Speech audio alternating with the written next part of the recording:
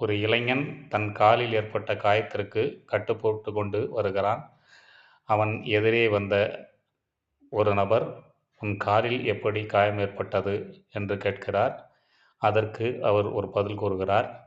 அதைப்போல அவர் பஸ் ஏறி வெளியூர் செல்கிறார். அப்போது நடத்துனர் அவரிடம் எங்கே செல்ல வேண்டும் என்று கேட்கிறார். அதற்கும் அவர் ஒரு பதில் சொல்கிறார். ஆக அந்த 2 பதிலும் ஒரே பதிலாக இருந்தது.